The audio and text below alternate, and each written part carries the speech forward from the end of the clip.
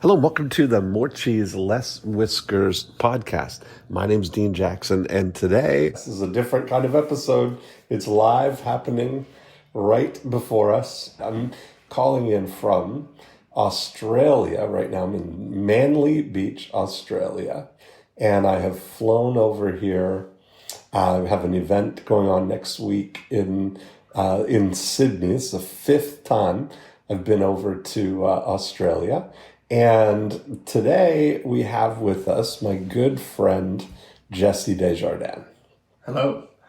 Now, I've known Jesse for half of his life right now, more than half of his life. Yeah, he came 16, I think it was, to work with me as a young, bright-eyed, entrepreneurial wisher. He stalked me, I remember the thing that pushed it over the edge. He put a little note in my mailbox. I want to work for you. And when I started dropping off my CV, my resume. Yes, his resumes, all this stuff. So I was fortunate to catch Jesse early on, but listen to what's happened since then. So Jesse started out with me. We worked together for several years. He then was very evident. He's very talented, very, very talented. Both a designer. That was really the talent that emerged first as a designer, and then just as an entrepreneur and a guy who gets things, gets what's going on. So he moved over to Australia and became the, what was your official title that you were? Social media and advocacy manager for Tourism Australia, which is essentially the marketing agency for the government of Australia. And eventually I became the global manager for social and content. So looking after all the organization's operation when it came to social and content. And for that role, playing the role in that position, Jesse went on to become one of the 10 most influential people in travel in the world. And in this ranking, just to put a context for us, because Jesse would never tell you this, in this ranking he's sandwiched in between the CEO of Airbnb, and was it Airbnb or Uber? Uber. Yeah. So Travis Kalanick, he's right after Travis Kalanick and before the CEO of Delta Airlines. I think it's American Airlines. Of American Airlines. Yeah. And so this is like a real thing. He's become, through his work with Tourism Australia, he turned the social media and particularly the Facebook page of Tourism Australia into the number one travel destination in the world. And that is the baseline for what I want to talk with Jesse about today. So my idea for our conversation is to imagine that you are coming to Winter Haven, Florida, and I'm going to appoint you the global ambassador for for my real estate business in Winter Haven, Florida, knowing what you know and what you've learned from the things that you did for Australia. What would you do, taking this Winter Haven as a model for somebody to, take a social media approach to build a really amazing outcome for themselves? Well, you know what, Dean? I think this is going to be a really interesting conversation because a lot of my success at Tourism Australia actually comes from a lot of what I learned from you. So I like to hear that. So, even though the platforms changed, when we worked together, Facebook and Instagram really wasn't a thing. We had the living in Winter Haven, living in the Halton Hills website. Just for a little bit of background too, my father, Ivan Dejardin, is a real estate agent. We worked a lot with you for a number of years. So I kind of grew up in the real estate kind of world. But it's interesting that those principles that I learned with you, I applied them right away when I started at Tourism Australia. So one of the big ones, you talk about your 8 profit activators. The first one in terms of picking one single target market. Well, that's quite difficult when you're national tourism or when you're representing the whole country, when everyone. But I took this whole principle of declaring yourself the mayor of something, right? to heart. And when I started at Tourism Australia, all of our social profiles were Tourism Australia or See Australia. And I think the equivalent for that in real estate is like my name, right? Okay, right. Yes. But I saw there was a much bigger opportunity, which was to be the mayor of Australia on social. No one declared themselves the mayor of that. And that was a pretty big and kind of ambitious goal, like back in 2011. Yeah. Like when I started talking about that, people were like, okay, hold on, who do you think you are? Sort of thing. But it took essentially 2 years for us to really kind of position ourselves as at Australia. So if you go now, even today, at Australia on Instagram, the Australia.com Facebook page. But the more we moved closer to us being the mayor, it just created this exponential growth that was so much bigger than just our small team. I mean, when I left about 7 months ago, the team was getting nearly 4,000 pieces of content every single day sent to us. And for a small team of 3 people, to have 4,000 pieces of content sent to you every single day, you turn around doing 10 different stories. Right. Like our output for such a small team, like it just blew people's mind what they can produce. Right. Wow. So I think this whole there's this ability which probably wasn't as strong, I think, when we started working together, of this, if you have all the right systems in place, you can create this kind of pretty incredible scale ready algorithm. But it just kind of knowing those triggers could be quite good. So, it's interesting, the thing you said about how it was, Australia was really taking the position in all their social things of being the agency or whatever it was, or it was talking about it as itself. And I remember your first order of business was to instruct them that you wanted something with eyes on the homepage. Like when you took over the Tourism Australia Facebook page, it was their logo was the profile picture. Yeah, not on everything. Well, it's interesting. We're lucky here in Australia that really the kangaroo and the koalas doesn't belong to any other country but Australia. So that's really what we wanted to lead with. And it's funny that you think I think typically if you look at tourism ads, especially today, it's still, we got to show a million different things and we got to show the big logo at the end, right? Yeah. For us, we just focus on kind of showing one story at a time, but there's no logo in everywhere. It was always featuring the place itself and kind of thinking several steps before. Right. And the interesting bit is, I think if you look at the difference between Australia and any other country on social, is that Australia, their social profiles, the tourism board, has nearly, I don't know what the latest numbers are, but I would estimate it's probably nearly close to 40 to 50% of followers live in Australia already. Right. And he would argue that those people don't need to be convinced to come to Australia because they already live here. Right. But because we have such a strong following in Australia, they're our biggest advocates. Yes. They're the ones who have in-depth knowledge of the place, every single little nuances, every detail. So our job wasn't to convince them. Our job was to help them get them on our team. Yes. To help convince everyone else. Right. Which I think works just as well for a real estate agent. Okay. Right? If you can position yourself as the mayor of the community. Yes. And enlist all those other people in the community, you win. I like that. You create a much bigger team. Yeah. And I think it's important when you put a strategy in place. Doesn't Dan Sullivan talk about this also too? This whole when you pick something that's 10x, all of a sudden it becomes clear what you do and what you don't do. Right. And then your strategy becomes a lot more clear. So one of our first orders of business is I created this strategy called the world's biggest social media team. That was a name I put to it. It's actually still on SlideShare, I think, if you Google it. But the whole premise is that what we wanted to do, we wanted to get the whole community to get behind this, to build literally the world's biggest social media team. Okay. And people laughed at the beginning. They're like, that's stupid, sort of thing. That's too big of a goal. You'll never achieve it, sort of thing. I'm like, no, let's put it out there.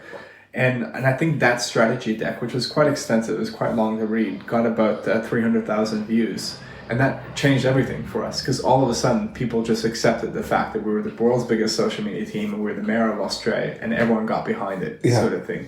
And I've seen other people struggle over the past couple of years where they're trying to build a community around them but the community has to be about the community, right? Yes, right. And that's the part that just doesn't gel sometimes, is that there's very few people who can pull off the whole Instagram or influencer thing. And I think even harder for a real estate agent if you're in the service business. If you want to build a community around what you're doing, it literally does have to be about the community. Yes.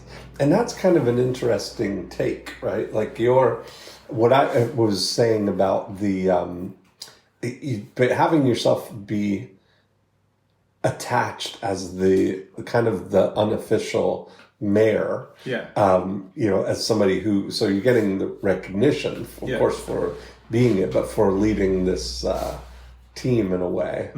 But I just love the fact that, when you go to the Australia page now, just the kangaroo got the profile pic of the guy looking like, he's the guy in charge of welcoming you to Australia. Totally. I mean, if you're fortunate enough to have an animal like that in the country, it's pretty amazing. Because it's pretty disarming, right? Yeah, so right. I think if it's a big logo, it's a big real estate agent or anything like that, right away you look at that and go, that's advertising. Right. And for us, like, our whole strategy was to get other people to advocate on our behalf. So we know that by removing that at the beginning, it gets more people to kind of do it.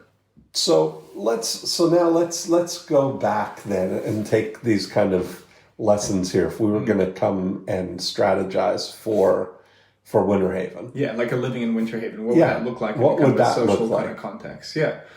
Well, I think one of them is like positioning yourself the mayor of that neighborhood, right? And even within that neighborhood, there can be different subsets. Oh, sure. Like so you look at it that, I'm imagining it that part of it, if I take Winter Haven, like the boundaries of it, and think of it like a country that I'm the mayor or the ambassador for, this is really, an amazing thing to think that you've got kind of two audiences that you're trying to attract, right? You're trying to attract new people who are considering Winter Haven. Like when I look at how, if we position Winter Haven in the minds of people thinking about relocating, where does that fit? How would that, as a destination, what would they want to know?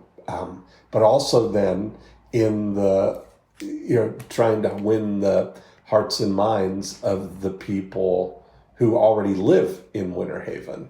Totally, yeah. And through that become, known as the mayor of that. And it's really, I think, I want to hear what your thoughts would be about it, because I almost take this thing, but the mistake that I often see people making is that they're trying too hard to make it about them as a real estate agent.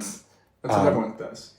Trying to make it, they're trying to sell too hard about, buy a house or sell a house right now. So, and I'm interested to see how you would...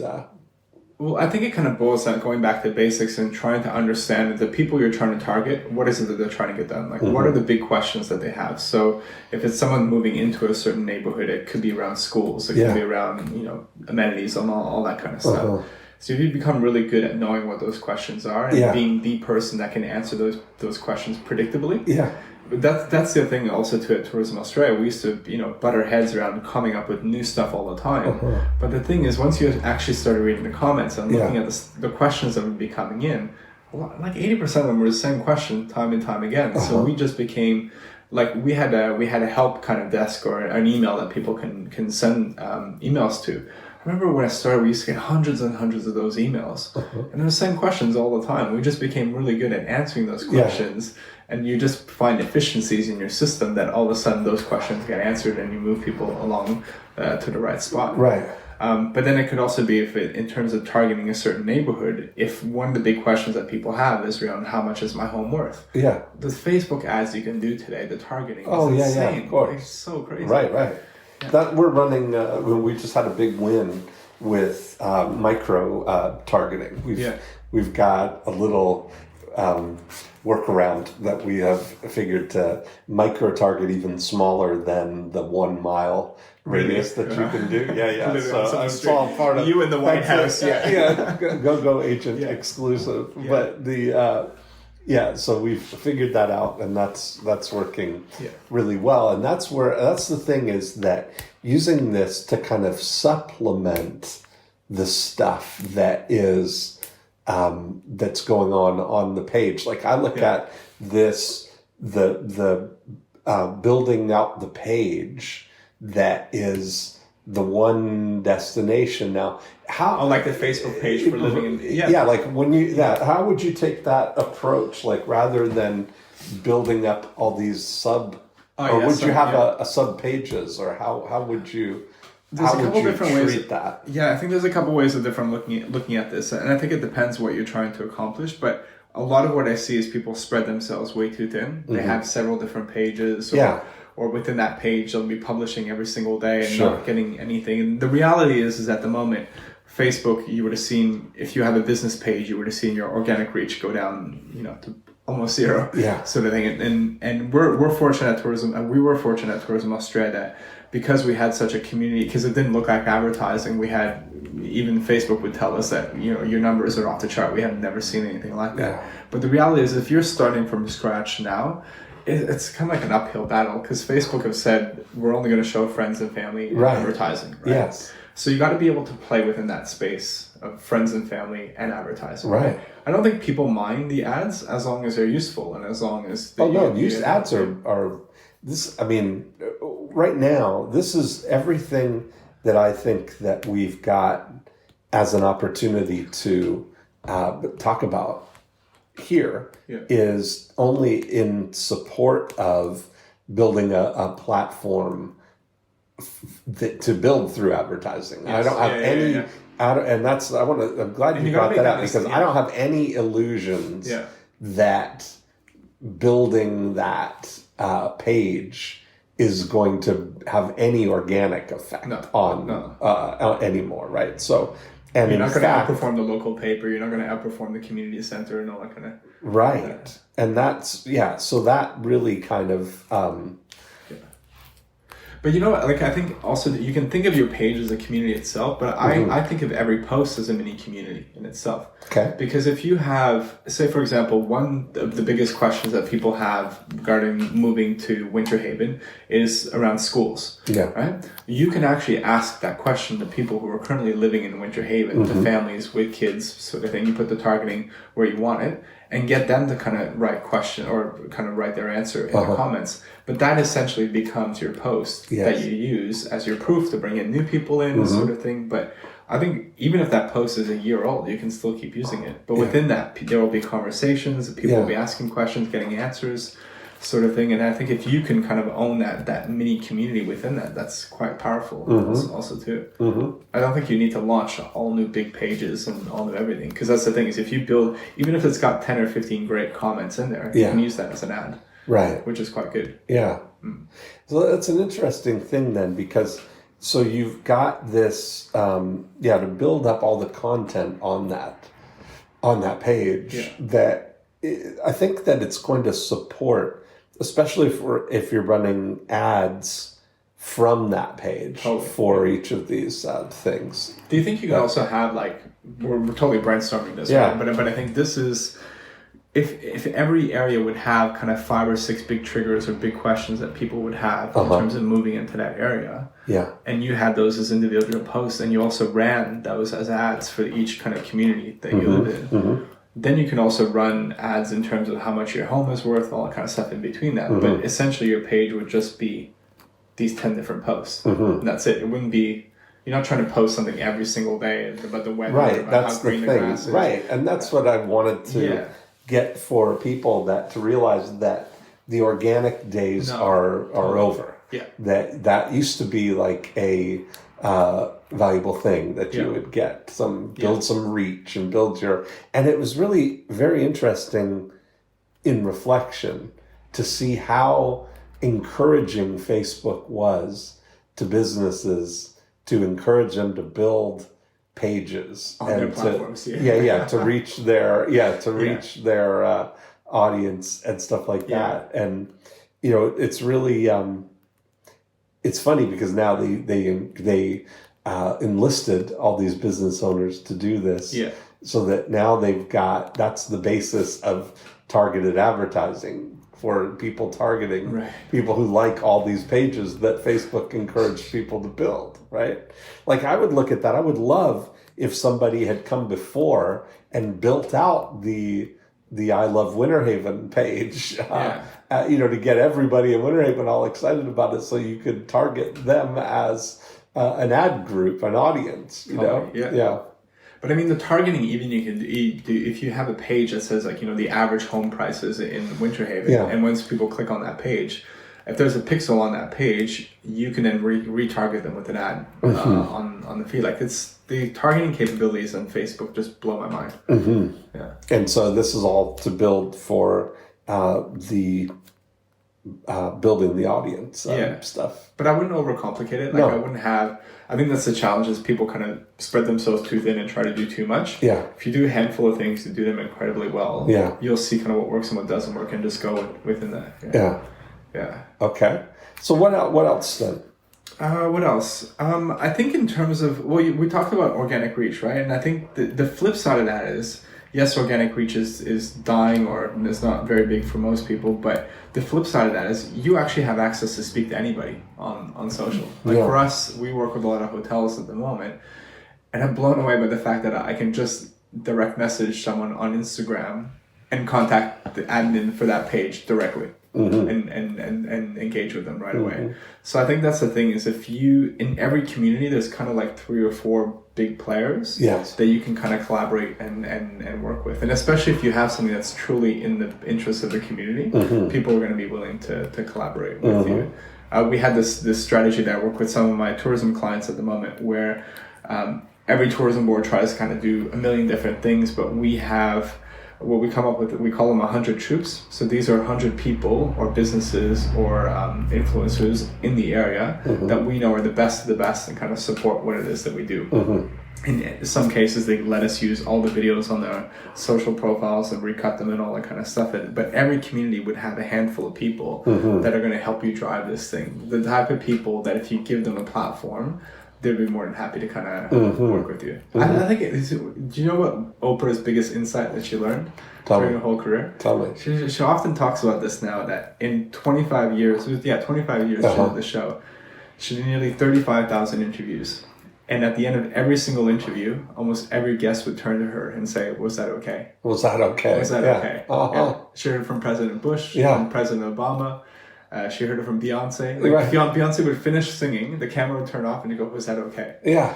And that's approval. Approval, yeah. And everybody wants approval. And her insight was that we all want to feel validated. We all want to feel understood. Right. And I think that's kind of the power of being someone who creates a community, is you create that validation and especially someone in the community who poses their opinion about a school or says something, and to get a like or to get a comment from someone else is quite powerful. So who might be, if we were building out this kind of court in Winter Haven, then, so you're saying almost like finding the influencers in a way, or the people who already have some audience within Winter Haven? Yeah, what would we be looking at? Or what are the schools, authority places or whatever, where people are turning for the information? So if you have the school district leader or whatever that person is, and you've got some content around that. Yeah. That's an interesting thing, because I look at all these content pieces as opportunities to then offer something that people can ask for. Yeah. Right? I'm a big advocate of starting a conversation. Yeah. So asking, having somebody, one of the very first things that I did, and we built the whole Living in Winter Haven and all of the money-making websites around, was this idea of putting together the guide to Halton Hills real estate prices. Yeah. That was what, back in 1992, when there was no internet, that was the thing, right? That people would want to know what that is. But I still look at it now that people who are not from an area have no sense of what the real estate prices are. I laugh about you and I here. We're in Manly. We're staying in this Airbnb, and You've come from Bangkok, where you live now. I'm here. Our friend James Shramko lives over in, we used to live in Manly, but lives over there. And we coming in, and this house that we're in right now is about a $3.8 million house. And we're seeing what we're getting here, right? We're a bit cold because there's no central we're a bit heating. chilly. I mean, literally, it's spring here. There's no central heating in the house. It's an old house. It's beautiful, but it's not that big. But it's in a really great location, and you just look at the context of that. That compared to my house in Winter Haven. Which is a tenth of the cost of the house here. It's like my house is a mansion. But that's a super important insight. In fact, you don't know that, right? So the thing is, if you were... And we're instantly curious about it, right? Yeah. Like we want to know you want to put your hand that what do you get for the money? And that's the idea behind putting these, pricing guides together. And so by highlighting that and creating that environment where on that page we can offer the 2018 guide to Winter Haven real estate prices, that along that we get that in there as well. That would be a killer kind of ad on Facebook. You just target that specific community. You have a cover with a photo for the community. That's it. And I guarantee you, I think probably what would happen in the comments, you would see people going at Dean Jackson or at Justice, because people in that community would know other people who have been talking or thinking about coming into that community, sort of thing. I agree. That's always good when you can kind of pull that off. Yeah, that get people when their friends are thinking about coming, or they can share that. One of our strategies that worked quite well is we would always be encouraged to be storytellers and create content and all that kind of stuff. And I realized is that my small team in Sydney, there's 25 million Australians out there.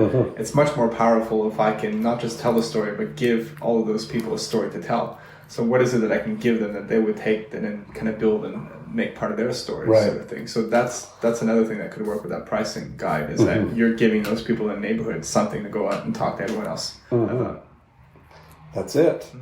Okay, so some of these influencers, if I'm thinking about these, who they could be recruiting these people in Winter Haven, some people around schools. I'm sure there's a tourism or a business development or Chamber of Commerce. I'm sure there's somebody who's responsible for the growth of Winter Haven and attracting business and people to Winter Haven to get on those people's side. And a lot of this, and this is something that, again, the things that we're talking about are very influential people can go a long way. Do you remember in Georgetown, when I was in Georgetown, I was the real estate agent for the mayor, for Russ Miller. You remember Russ Miller was the mayor when we were there, and when you were a young boy, he was the mayor. But this guy was so much of an advocate. I mean, just so many referrals from this guy, including, both of his kids. I sold houses for and helped them buy other houses. I sold the mayor's house, helped him buy another house. I mean, and just the number of referrals, because as a politician, his natural tendency is to be a connector, like to be associated with people, right? So if you're thinking about like who's in charge of the PTA and who's in charge of the schools and tourism and who are the top people, the Chamber of Commerce, all of those people that are going to be influencing people relocating or moving, for a long time. And this is still true. One of the greatest lead sources that we had was the Chamber of Commerce. They had, and you can get it still, is a inquiry list from the Chamber of Commerce Really? that if somebody's thinking about moving to Winter Haven, often they will call the Chamber of Commerce, and the Chamber of Commerce always has a new mover kit that they will send to people who inquire. And so now there's a great, opportunity there. We used to send postcards we would buy the inquiry list and send postcards offering the guide to Winter Haven to those people. And so it'd be an interesting thing to revisit that, to think about, and to maybe make a list of the top influencer, who those people would be.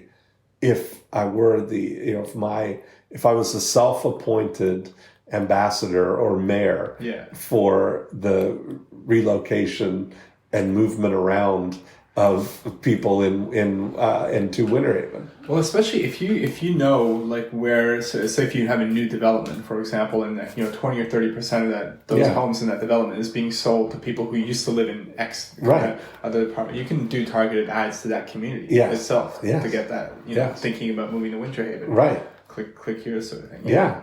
Like that was, there's been a couple of, those are really interesting that I look back over the last couple of things, if I'm paying attention to this, that there was a few years ago all over the news that in Florida or in Winter Haven, State Farm is the big employer. Yeah. And they announced that they were going to close their big Daytona Beach office, and they were moving 300 people to Winter Haven. Right. And so that's exactly an opportunity that you're talking about, to run targeted Facebook ads to employees of State Farm. You can get that ad up in 5 minutes. Yes, exactly. Yeah. We could do it right now to run in Daytona, within a 50-mile radius of Daytona, say. You can do it on and LinkedIn do it also too. About that. Then we had that same situation where General Electric this is just last year, closing one of their offices in Connecticut and moving everybody to Massachusetts, to north of Boston. And so that kind of big migration, if you're kind of ears to the ground and you are kind of on the beat as the unofficial, the ambassador or the mayor, that you're thinking through what are going to be the migration things that are happening. And I think one of the secrets to our success also too is that our content never really looked like advertising. It always looked like in service of the industry. Yes, of course. And in service of the community. And I think that's why people resonated so well. It helps that Australia is a beautiful country. Yes. But if you can position your guide as like the official guide, but also as in the service of the community, you can get it in those places where your potential target market would be looking, sort of thing. Yes. As we have a whole business at the moment, one of the things that I learned was that a lot of tourism boards and tourism brands have created so much of this video content. Mm-hmm. And the challenge was everyone's so focused on publishing on their own communities. But if we actually take this video content, repackage it up quite nicely, like in Instagram edits, Facebook edits, all that kind of stuff, we could actually go to some of the biggest platforms and give it to them as free content, free stuff for them to use, because it helps them. Yes. Often they would just pick it up. Yeah. Like we used to call like not just telling a story, but giving them a story to tell on their behalf. If you make them look good, then great. That's awesome. Yeah. It's quite cool. I mean, it's exciting. I think once you know exactly what it is you're trying to do, I think the targeting on Facebook is incredible, and on Instagram, and even on LinkedIn, if you want to target specific people that work at a company. It's quite interesting. Yeah. Okay. So I know you had some insights and stuff. You want more insights? I do. I mean, this is...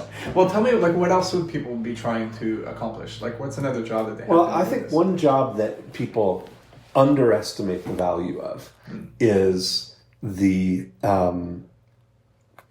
ability to go from people don't know you to they know you. Yeah. And it's like that path of meeting people through things like this, and then having that opportunity that when they have a real estate need, that you're now a known commodity in a way. And I say that differently than a personal promotion kind of way, because it's not about that. It's about, I think what you were saying earlier about being things that are in service to the community. Totally. You know? But then this is where you like, and sometimes this is where people get hung up. It's like, when you say community, it's like, well, am I going to have to run a whole community on top of running my business sort of thing? Right. That's not what we're suggesting. Yeah. I think once you're clear about what it is you're trying to do, just do those things and do them well. But if it's in service of the community, the great thing is you can get other people to help you doing that, because it's in service of the community. Right. And that doesn't always have to mean that the conversation has to be 100% about people buying houses with you. Right. But if you can own a much, much bigger conversation, you have so much more leverage to do stuff with that. Like all the target, because we had a community of like 12 million followers on on Facebook and on Instagram, the targeting you can do around that, the partnerships you can do, the strategic side is so much more powerful than if it was just a smaller base, just all about us. Yeah. So it's an interesting thing. Like my thought around how I would approach things like this too is rallying around with other businesses that are also on the planet of what we do. Like, I think one of the best stories that's going to unfold over the next 10 years or so is to see what happens with Berkshire Hathaway. But it's really been an interesting thing to observe that, I am really bullish on real estate as a business for the future here. I think there's lots of potential there. And Warren Buffett, has seen that same he's very enthusiastic about real estate, and they were for a while opening up more offices than any other company. But what I observed in that was the conspicuous absence of the word real estate or realty in even the title of the company. It's Berkshire Hathaway Home Services. Right. Which to me is the smartest move to really expand, because if we're talking about social media, which is really what Facebook is, and that it's really about the people. And if I think about the people who already live in Winter Haven, that for most of the time, they are not in the market for buying a home or selling a home, right? There's a big, big window. They're going to go years and years and years, 6, 8, maybe 10 years. And then once in that 10-year period, they're going to make a move. And the realtors are very, so every communication that they have with people is all about the real estate market, which is essentially not very useful information to somebody who is living in a home and doesn't have any real intention of moving, right? Like, it's not what a waste of space at all that. All that stuff, right? And so that's, I had that idea even, way back in 1997, 98, when we first started with money-making websites and doing the idea of living in Winter Haven as opposed to, JulieMatthews.com or the personal branding type of things, know. But to get that, my idea was, and still is, that the opportunity to be the mayor of more than just the community, but this idea of living as a verb in Winter Haven and being an advocate for making people's lives better around their home. If you just take that category, of being in the house now, all the things that is adjacent to, meaning, all the home improvements that they're going to do, all the decorating, all the home services that they're going to potentially need, all the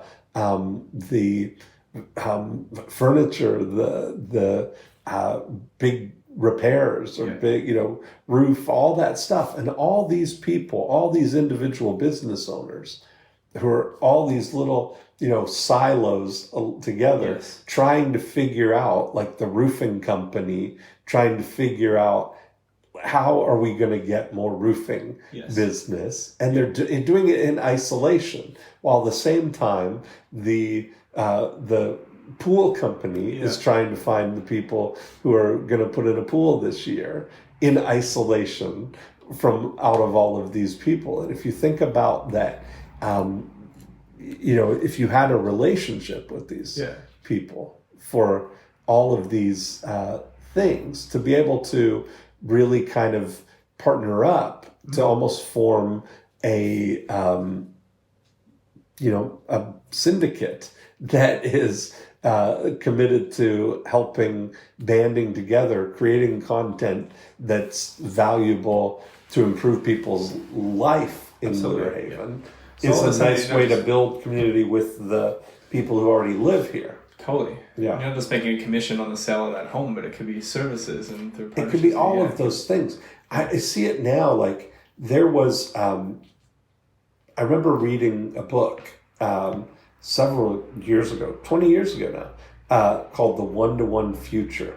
Right. And that book was like so far ahead of its time back then that they were basically talking about how they could see a future that in time, people would have an advocate who they would share all of their information with this one person who would then, as an advocate for a whole group of people, go out and arrange, better situations for them. Or, and I keep thinking about that in terms of if somebody was, you had all these home owners, all these people who own homes, and if I'm the advocate for living in Winter Haven, and the anytime that you need anything to do with your home,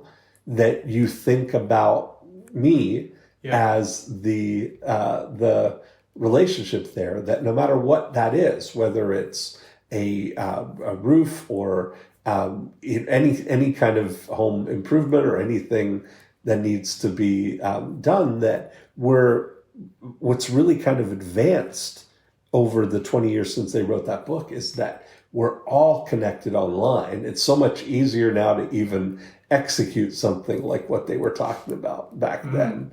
And you start to imagine what that could be like if you are making it kind of convenient for people to have all of these things. That's my point. Imagine you're not just making your 3 or 4% commission, but you were literally servicing that home for the next 10 years. Mm-hmm.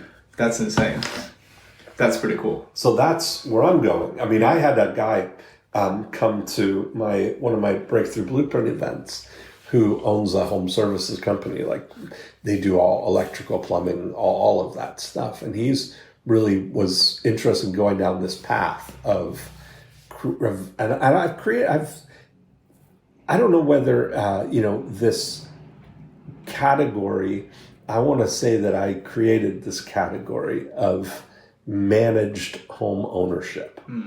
And that this idea that what I really would love, and I know that there are a lot of people like me, that what I told him, the articulation was that I want to live in my house like I'm a guest in your house. That's what I really want, right? Yeah. I don't want to have anything to do with the house in terms of the repairing of it, the maintenance of it.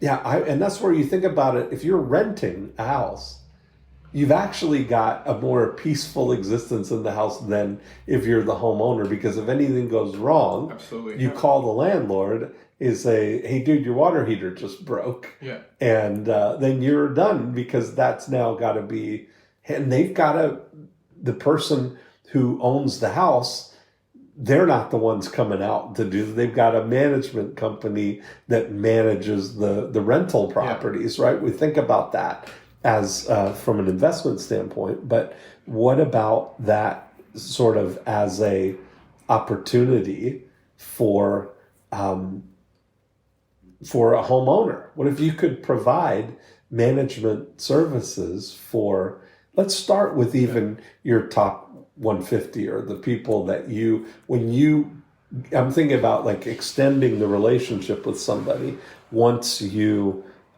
get them in the home, that now you consider that to be a home under management. And your relationship with them is not just about staying in touch with them so that when they have a real estate need, that 10 years from now, they'll remember you, which most people, if you look at the NAR surveys, they all say that 80+% of the people say they would use the real estate agent that they bought the house with again. But then less than 25% of people ever do, because the moment that they leave the closing table and the realtor gets the commission check, that's it, they're gone. Then they're mostly gone. They don't think about the longevity of it, or that that's a person for the next 10 years. But even the ones who do remember are only really communicating with people as if they're a real estate prospect still, right? And it's like, I used to say to people, I drive a BMW, and I said, imagine if I bought this BMW. I think I'm on my 6th or 7th BMW now, but if the dealer would send me things about the statistics for the dealership, or what's going on. Like the things that tell me what's going on with the dealership and how the sales and the market and stuff with the BMW. I don't have any interest in that. But what they do, they have a lifestyle magazine that they send that is a really good thing, because now it's about communicating with me in my new role as BMW owner. And the thing that has kept me a loyal BMW owner is that they make it so convenient for me to stay. And here's what. Now, the routine now is literally 3 or 4 months or more before my lease is about to end. My guy there will start texting me and say, tell him, because I have an X5M, which is I love it, right? It's a beautiful thing. And so he'll start texting me pictures and say, I can get you this one. Not of himself. I was like, that's next level. No, that is next level. But he'll send that. But it's now, I get to where my entire train, I don't ever have to go to the dealer. He'll send me pictures. I'll say, I'll take that one. And then he'll bring, I don't even know what it's going to cost most of the time. But he comes out, brings the car, takes mine. I get to keep that one. I sign all the paperwork right there at my house. He's already got it all pre-filled out. And my total involvement in the transaction is the 10 minutes that he's there in my house. And then the little bit of instruction on the new features or whatever that has come out there. And so I think about that. How convenient can you make it?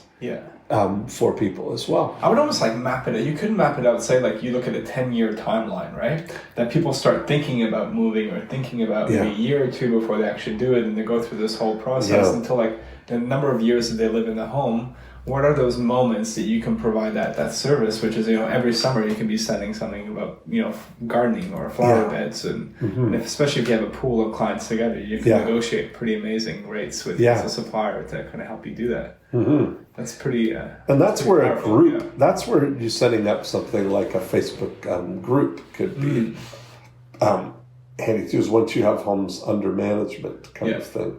The great thing is that I think a lot of people think about social as just kind of, again, pushing stuff out sort of thing, but I think there's an incredible amount of insights you get from just reading comments, not just on your own platforms, but on other people's platforms. Yeah. You see what people are trying to get, what they're trying to do, that you see what people find painful, you see what they like sort of thing, and if you're that person that can provide that offer that achieves that, then you win. Mm-hmm. I really like that idea of the full kind of service sort of thing, because that's quite well, there was an article, just all the things that are coming together now. I'm just seeing my mindset is really shifting. I mean, I've really had this realization that we are definitely, as a society, migrating to the cloud. That's the primary world right now. Yeah. And the real world is the secondary world, right? Saying we're living in a simulation? Is that what you're saying? No. I mean, just the fact that we want to stay in the cloud, meaning we're online at all times. Yeah. And the number of people, the latest surveys were something like 78% of people answered the question of how frequently they're online as almost always. Yes. Yeah. Right. And so that's true. We are almost always online. Yes, yeah. And that's really where everything exists. It's like our oxygen tanks, we're and taking time. It used to be that the internet was a distraction from the real world. Yeah. But now that's the real world, and the real world is a distraction, a break that we take to get away from the thing. And how that's happened in 20 years, but primarily in 10 years. All the stuff that matters is only 10 years old. Yeah. All social media is only a 10-year thing, 2006 is when Facebook started, and it was, you think about our Instagram account, we weren't sure if Instagram was going to be a thing. I think I still had Hipstamatic on my phone, and we're like, we should register on Instagram just in case it becomes a thing. That's funny. And it did, yeah. So you look at that, and that you couple this, what it's making us is it's making us slaves to convenience. And I look at this now as the way that there was an article in the New York Times that you should look up, I would say, is called The Tyranny of Convenience. Oh, yeah. And this article was amazing because a couple of the things that they said really just struck home, that when, that convenience is the number one most underrated driver of every decision that's made. It dictates everything. Yeah. And I start to see it now that what it's enabling us is to stay in the cloud. Like when you look at now, if you compare having to find a taxi or rent a car or do all of this stuff, that having the Uber app on your phone solves as a convenience things. I've been traveling all summer. I've been in Toronto, London, Amsterdam, LA, and here we are in Sydney, and it's like I have just this new found capability that I can, within 3 minutes of wherever I am, have a car at my feet, ready to take me wherever I want to go. And I never have to look up from my phone. I never have to leave the cloud to make that happen. You don't even need to talk to the driver. I don't have to talk to the driver. Like you think about how everything is minimized, so all I have to do is I push the button, they show up, I get in the car. I only have to look up long enough to not trip on the curb to get in. And so, are you doing? Yeah. and then, okay, they know where I'm going. So what's the equivalent in this context of this whole idea of a full managed service that we've been talking That's about? That's exactly what I'm talking about. Because if I buy a house from you, I would imagine if we're talking about this idea, yeah, I would be part of this exclusive club. That's what I think. If you have a question, just open up our app, ask the question. You have Zendesk, you have a whole bunch of backend systems that will make this super, super easy. Yes. And if you can pick up those questions like, oh, I have a plumbing issue, I have plus. Yes. Like these are services people would expect that they're staying in a rental. Yes. But if you have the right system in place and you offer those services to the people who purchase the home with you, I think that's pretty cool. And guess what? So now people then think, and I thought initially that you would have to do this by then. I thought, you'd have to have like handyman services. You'd have to have like a Rolodex of all of these things. But now what I've really come to see is just the layer of convenience that we can offer to people is the time and just managing the project, right? Yes. So you think about, there's a home advisor is a big thing. They're really putting a push on that everybody just goes to Home Advisor and you can get the things. You know about Home Advisor? So it's a directory, not a directory. It is a directory, but it's curated of all home services, everything. If you want to... Like Yellow Pages, but more... It's like that, but they're background checked and verified and reviews and the whole stuff. The way they're advertising it is if you and I are neighbors and we're out at the mailbox and I say, hey, I need to get a new roof. Do you know anybody? Right. Yeah. And they go, yeah, I think I might. And then the guy says to you, well, that sounds great. Would you get me 4 estimates and make sure they're background verified and set it up for next Tuesday? Yeah. And you're like, you look like, well, you can't count on your neighbors to do that, right? And everything. But it's like, that's what Home Advisor does for you, right? But I think that even that's available for home owners, right? That they have the ability to do that. But even that, there's an opportunity to be the layer of protection from them having to even do that. Yeah. That they can make one call and tell you that something has gone on, and that you then can organize through Home Advisor to get all of the estimates and to have somebody to meet the people at the house and do all the things to provide that that buffer layer of convenience. Especially That's if it's really a local, like someone who actually lives there, someone who grew up there. Because I think a lot of times there's these big platforms like Google and all that kind of stuff. They know it's a big kind of global sort of thing. It's not really local. Yeah. But if you're the guy locally who's known for doing this, it's kind of I think that's much more powerful. Yes. It's quite cool. And that be for the reactive things, Mm-hmm. But then thinking through all the proactive things in terms of, if you've got this whole group now, and then everybody's going to, of all of the, let's say there's 1,000 homeowners that you have in this under management, that some of them may want to get their carpets cleaned this month, kind of thing. That's where the group sort of situation comes from it. So to partner with or arrange with a carpet cleaner. You can do like the best garden in Winter Haven also too, competition. Have people send in photos of their garden. Everyone who clicks on that gets served an ad for if you have a crappy garden. Do you want to get yours fixed up? I mean, there's so much, but you think about that kind of stuff, like creating those environments. Yes. Ernst & Young, has very famously for years had the young entrepreneurs, right? The 30 under 30 things, which, think about that how smart is that to get those people, to recognize those people early as they're building companies that are going to make a thing. Yeah. I think that's quite cool. Yeah. So I think that's really part of the stuff of being able to advocate for people. But what else have you got here in terms of? Well, And I just keep thinking about this idea of kind of the full service kind of thing. I think that could be quite cool. And even, you know, going back to that insight about Oprah, this whole about validation. Oh boy, it's so funny. Like one of the things I noticed when I started at Tourism Australia was that people always were quite critical of kind of what we did. And it's kind of like as a national tourism board, it kind of like small businesses would be like, why are you not promoting this region? Why are you not promoting that?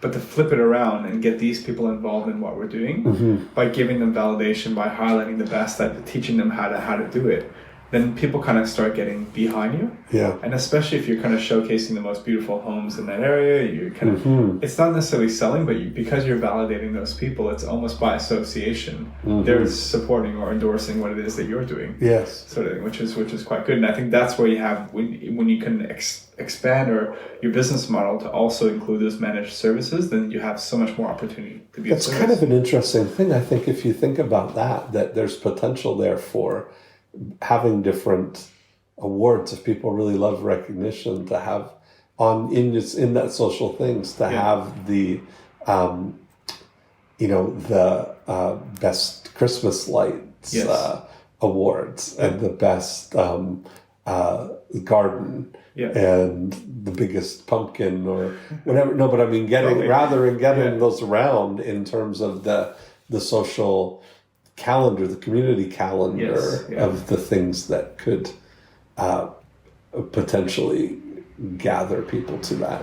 Do you still do like the Saturday home tours? I love that idea. We've moved it to doing daily tours. Right. Okay. To as one of our super signature items for buyers of saying, to join us for a daily tour of homes. We do tours at 10 a.m. and 1 p.m. Yeah. That'd be a great Facebook ad too. You can do. Oh yeah, that is absolutely. Yeah, absolutely. But that's the thing. You know, I thought of the other day. I saw something was going on at Cannes, and I thought about this. You didn't go this year, right? No. This year, no. So that was interesting. But how many awards have you won there? 3. 3. Yeah. 3 Cannes Lion Awards. So if you think about this, the Cannes Lion Festival is the global festival for advertising and marketing. And to win a Cannes Lion is like winning the Oscars for advertising, right? That's a little bit, yeah. That's kind of a big deal. It's a big deal on a global scale. And one of the things that you won for was this campaign of the Giga Selfie campaign. Can you describe that kind of thinking? Because I had an idea that this could work for so I think it's an idea that originated in Japan. So we worked with our Japan agency on this idea, but the whole concept was to put a camera 100 meters away and it would zoom into your face, so it would look like a normal picture when it came up on your social feed.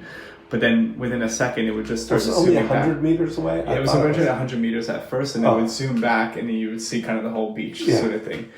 So we eventually kind of tweaked and perfected the idea, and we figured out how to do it 1 kilometer. 1 kilometer, that's what I thought. Which was pretty impressive. Yeah.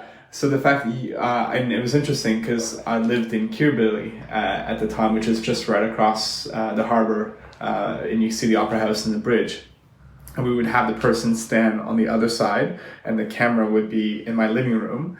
And we worked with Canon to kind of put all this together, sort of thing. And then eventually, you can trigger the camera from the other side of the harbor, and it would take a photo of you, zoom out, and you would see the most amazing kind of. It was pretty cool. Where would be? I'll put a link to this in the email that we send to people. But there's on YouTube, there's a video of it. So if you search Giga Selfie, you'll Australia, see it. You'll see the case study videos. Yeah, but I think to go back to the awards and to go back about the social profiles, all that kind of stuff is I think like often I'll get credit for that, but I think a big part of our success was collaboration. Yeah, and thinking that there's a bigger play, right? Mm-hmm. And even we're staring at a picture on the wall of like the business model canvas for last night. We were playing around with the business model for Kylie Cosmetics. Jenner. Mm-hmm. Yeah, like a $90 million business, soon to be $1 billion, with only 7 employees. I know. That's insane. It's great. And the fact that they outsource everything, like their sales and fulfillment to Shopify, the C Beauty does all their manufacturing, and HR, Chris Jenner does all of it.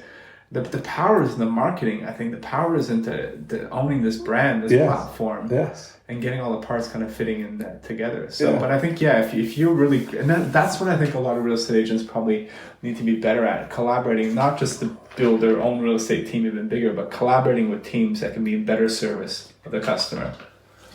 I agree with you. But that kind of thinking, about highlighting like what is the thing, what are the things that are the iconic things about your community, right? I think because how many of those Gig a Selfie stations did you have set up in?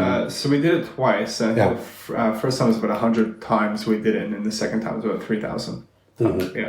But you think about like where, so the one that on the video, imagine this, like you can't even see the camera, kilometer away, and it's all controlled through an app, and you're standing on this platform where you stand for the thing, and you're supposed to look in that direction and just kind of smile like you're posing for the thing. And that's the camera, that's the picture that you get. But as you zoom out, you become this little speck, and there's the Sydney Harbor Bridge and the Opera House and this epic selfie of you. But the difference is it's all about the person in the photo. That's right? exactly right. It's not our big logo on anything. It's really thinking about what would make this person look good. I'm blown away. So I live in and work across Asia at the moment, and every time we have dinner, do you know who eats first at the table? Who? The camera. All the time. Every single the camera eats first. Every single person has to take a photo of every single meal that we have, right? Yeah. And I've observed something the past couple of months, and I've asked a lot of my friends, like, which brands, which pages do you follow? None of them follow any brand pages. They follow influencers, and they follow their friends. Yeah. But what I've realized is that the smart brands and the smart restaurants and the smart hotels have created experiences that make the guests look good. Yes. And I think again, it goes back to the whole Oprah thing, right? If you can validate, if you can make other people look good, and what powerful position to be not only the mayor of that community, but that person that lifts everyone up and that highlights the best. Yeah. I think that's an incredibly powerful idea. I think about those things all the time. Like, I think about that for even, I imagine, if you took like an ESPN or Sports Illustrated approach to kids sports in Winter Haven as reporting on it, because Facebook Watch now as a new platform for video, that their intent is to really make that a YouTube kind of alternative, a YouTube killer, and they're favoring content and talk about where you can eke out organic reach and stuff. Certainly that's one of the things is through Facebook Watch, and by doing things that way, and Facebook Live videos as well. You can just become really good at interviewing people who have lived in the neighborhood for a number of years. Yes. That could be quite good. I think you're right. And use that content to get new people to come in. Yes. Yeah. And so that's kind of, there was somebody that reminded me, so growing up, outside of Toronto, in the greater Toronto area, do you remember Lucy Zilio? Do you know who she was? No. So she was on Omni TV. But her role, it was a really interesting thing.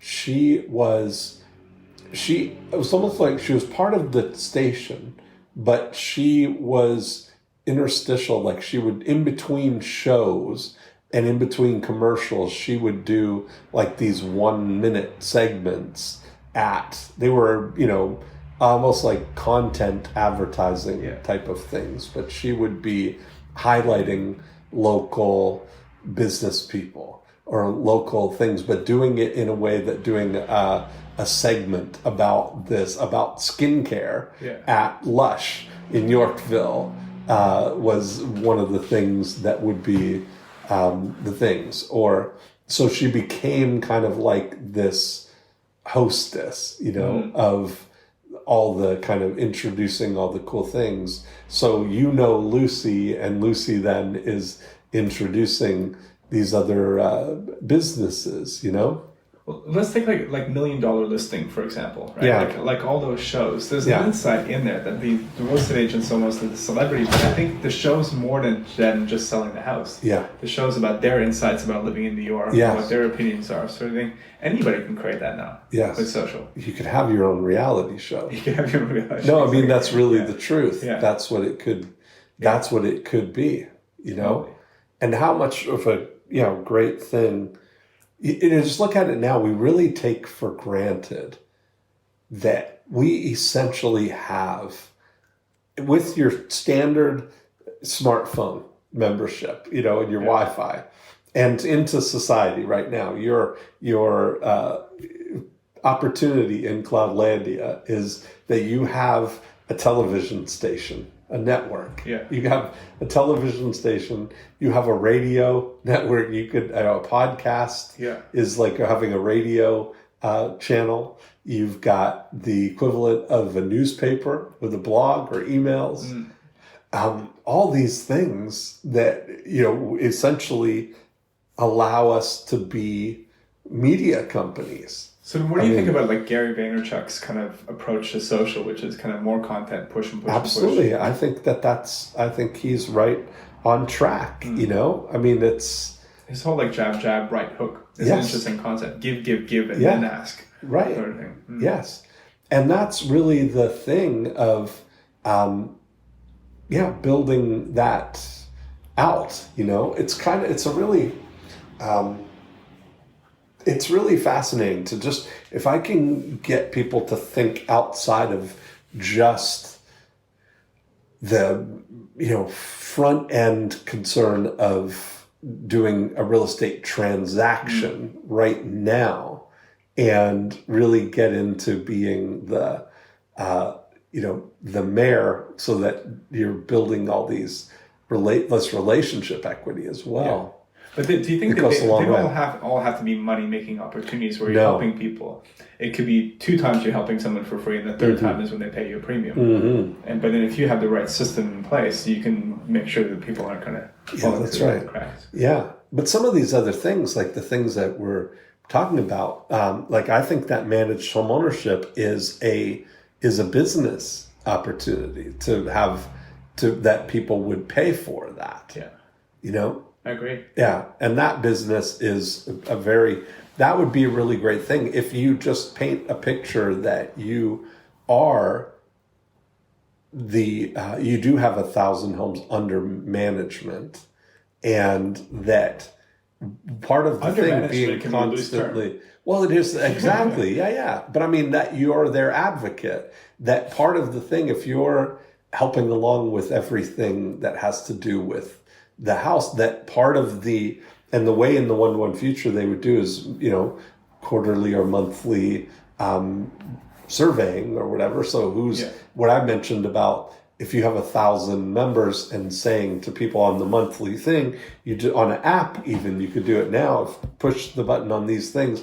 If you want to get your carpets cleaned, or you want to get this summer, if you're thinking about doing any landscaping, or you want to get a bid for these things, and then to go to and arrange these things with the business owners. If you're the real estate one, if part of the thing is that they're going to be selling their house, or they're looking for a new house, it's like a constant way of being there when that decision is being made, That's pretty cool. Yeah. I just think I got a few people who they're interested in going down that path, but it's an interesting foray, going into something like that. It's different than what people are used to. But I mean, if you can pull it off, that's the thing. But you don't have to do all of it at once. It could just be doing a handful of those services. And that's exactly right. And what doesn't work. Yeah. And I'm all about finding the easiest way for things, because I want to make it convenient for people to do these things too. Well, all right. Look at we've been talking for An hour and 14 minutes. I'm gonna get all over on you. Was that okay? Was that okay? Wow, that's so funny. So I think, I appreciate that we were able to have this conversation. I wanted to get people in on a little taste of Jesse. And it is fun to kind of really brainstorm and think that way about what would you do being only in Winter Haven. Yeah. But it's funny how the principles haven't changed that much, right? No. It's still the 8 profit activators still apply in a social context. Yes. Yeah. They really do. All right. Well, we are going to go get warm. It's a little chilly here in Australia. It is winter in all fairness. It is still winter. It's not spring yet. It might be the edge of spring. Edge of spring. But anyway, so that's it. Talk to you next week. And there we have it. Another great episode. Thanks for listening in. If you want to continue the conversation, we'll go deeper in how the 8 profit activators can apply to your business. 2 things you can do. Right now, you can go to morecheeselesswhiskers.com and you can download a copy of the More Cheese Less Whiskers book, and you can listen to the back episodes, of course, if you're just listening here on iTunes. Secondly, the thing that we talk about in applying all of the 8 profit activators are part of the breakthrough DNA process. And you can download a book and a scorecard and watch a video all about the 8 profit activators at breakthroughdna.com. And that's a great place to start the journey in applying this scientific approach to growing your business. That's really the way we think about Breakthrough DNA, as an operating system that you can overlay on your existing business and immediately look for insights there. So that's it for this week. Have a great week, and we will be back next time with another episode of More Cheese, Less Whiskers.